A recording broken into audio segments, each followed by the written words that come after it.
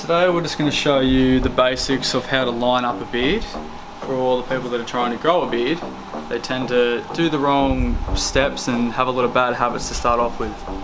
So what we want to do is we want to keep the top line as close to a natural look as you can, because you can easily take it that half an inch down too low and it just blows it way out of shape and just looks the complete opposite of how you want it.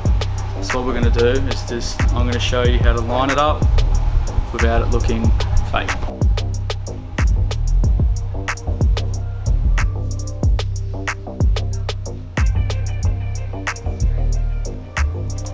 And that's how we do it, guys. Just cover your face up. Yep, that's how you ready to hit the town. And that's how it looks good. And that's how it's done. Quick cover up with the bag and you're ready to go.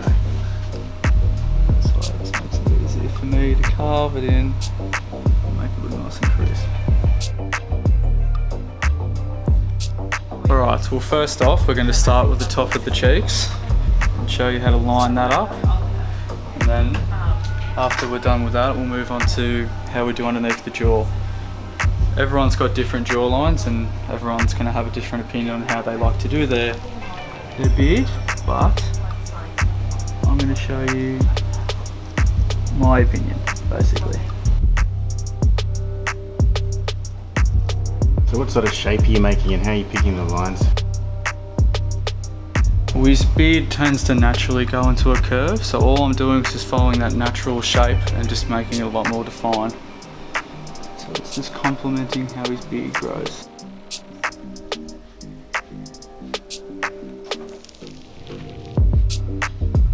We've just done the top section of the beard. We've just kept it nice and natural, nothing too out of the ordinary to make it look, still have that natural, realistic look. You don't want to go too fake, otherwise it just doesn't look good. Now you like to have it fairly high up, don't you? Yes I do. That's a kill. Would you recommend it higher or lower? Personal preference, man. I reckon it looks alright. You got a good jawline, so it suits. Now I'm just going to massage the gel in to soften up his pores and warm up a little bit before I start carving. Otherwise it'll fight and leave it very brashy. Yeah, depending on your face, I notice if you've got a weak chin, you can grow a bit more under the neck and the chin area and create a bit of a shadow and a bit of extra thickness, but you don't have that issue. So. No, he's got a very good jawline. I'm quite jealous about it. I want one. The models. Done. I'll take the beard for a day, a couple of weeks. Yeah, it's fun. Winter time. Yeah, that's what it is. It's a good winter.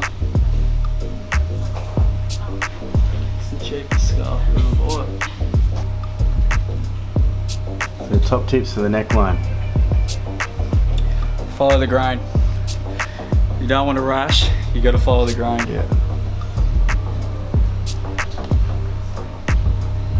If you're trying to grow it out, don't go too high, because you'll lose a lot of the weight that holds the bottom structure of it. But when you've got a stubble look, it's really just however you like the shape to look.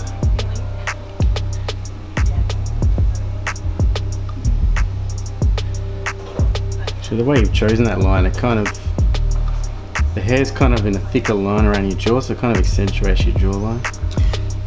Yeah, you're not Which wrong. makes it look stronger. Yeah.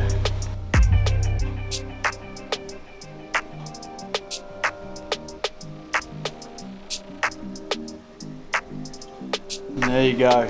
It's looking nice and sharp again. Beautiful. How would you finish that after it's been shaved?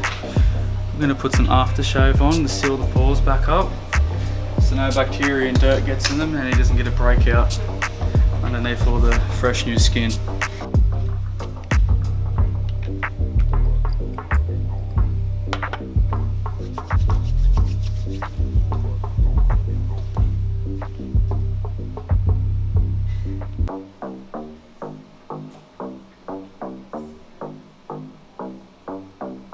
There's only half a dozen nicks, not too bad.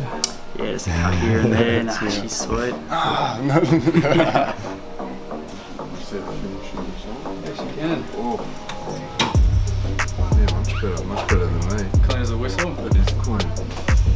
Beautiful. Cool. Thank you. We've kept his stubble same length. All we've done is we've just carved his lines into the nice natural curvature of what they usually are, and just cleaned up underneath his jaw, and then finish him off with some nice aftershave to seal back up those pores. All right. Cool.